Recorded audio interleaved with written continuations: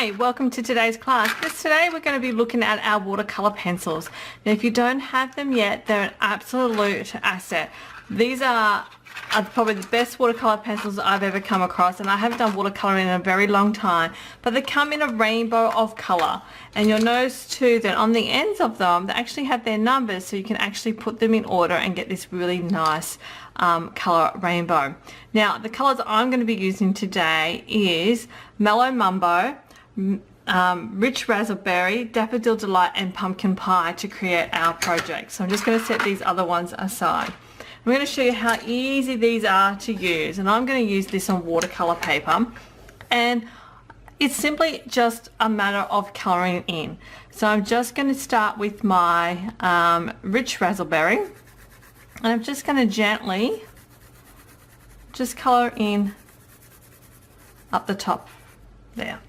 And I want it again down the bottom as well, so I'm just going to do around the other side on the bottom. Then my next color I'm going to do is I'm going to have some Mellow Mumbo.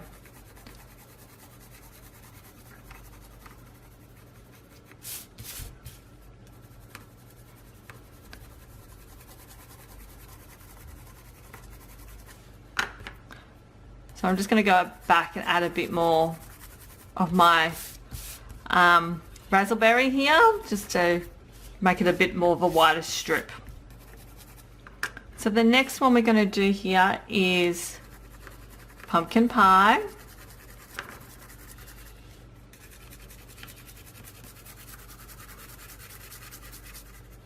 And lastly we have our Daffodil Delight.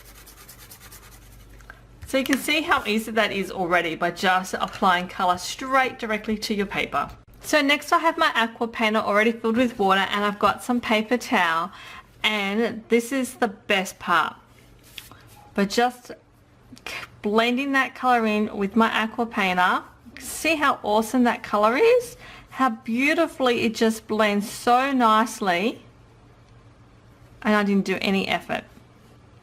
Then I'm going to add now colour in my Mellow Mumbo part, and gradually just blending that in with our Rich Raspberry.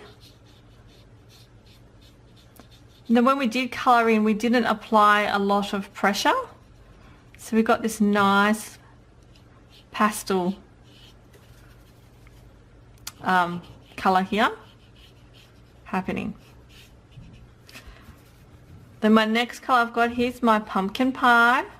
So once again I'm just applying that colour, and I'm not even having to squeeze my aqua painter. It's got plenty of water already on the brush, and then just gradually blend that colour in with my Mellow Mumbo. And I'm just going to continue to do that. I'm going to speed up my video now as I blend each of these colours together. And if your brush is seeming a bit dry, just squeeze it a bit, but do it on your paper towel, and then come back to your project. So I'm just going to speed the video up now, and then you can see me as I finish this project.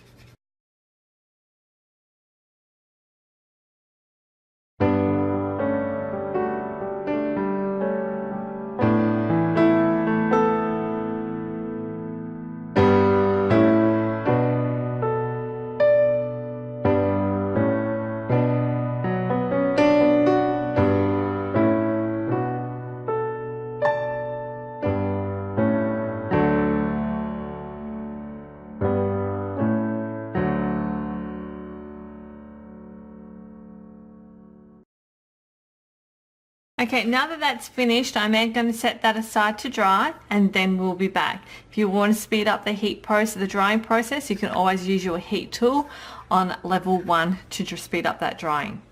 So after it's dried, this is what our project looks like. Now I've decided that I want to intensify the colour, so I'm actually going to go back over my colour again, and in the areas that I want more colour, so like my Pumpkin Pie and my Daffodil Delight, I'm just going to apply a bit more colour to this just to deepen it a bit more.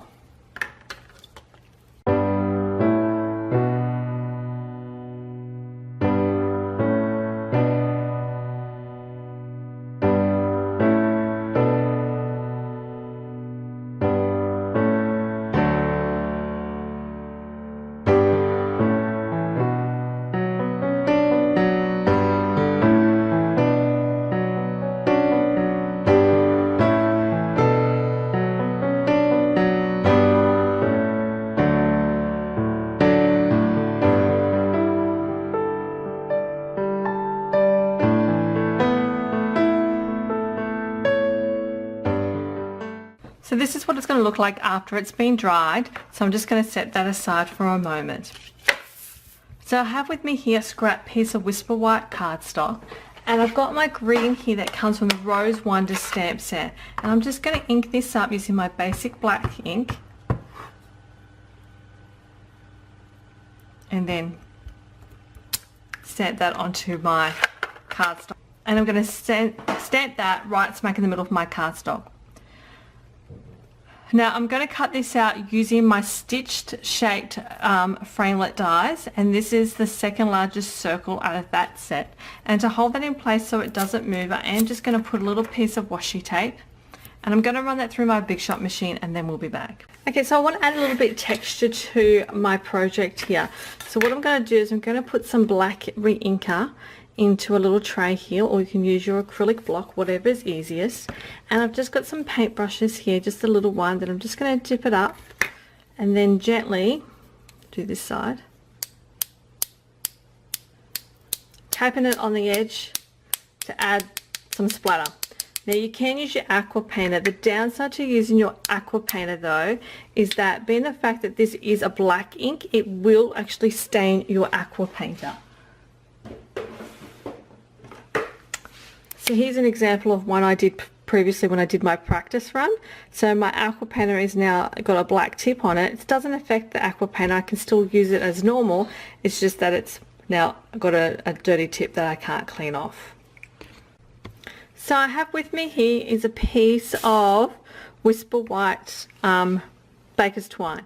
So what I'm going to do is I've just cut a little piece off here, and I am just going to separate the threads. And you want to be careful with this because they will break.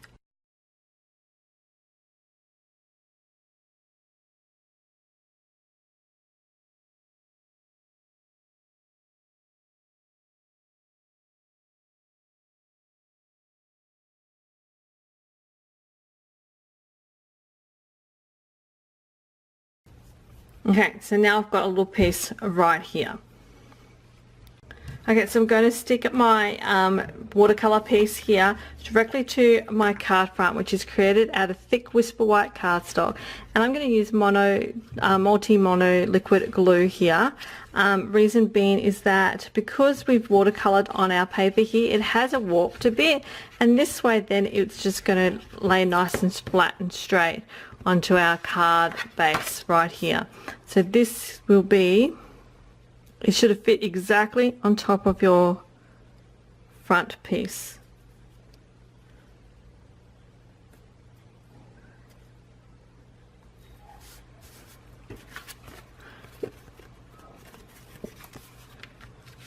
If your piece is too big here, simply cut it off with a pair of paper snips. And now I've deliberately created my watercolor sheet a bit bigger so that I could do this and make sure that it was exactly the right size.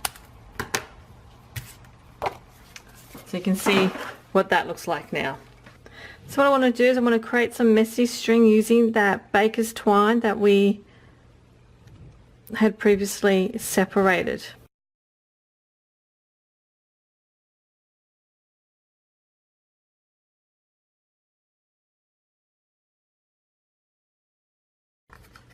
So I'm just trying to work out my placement so I just get all the,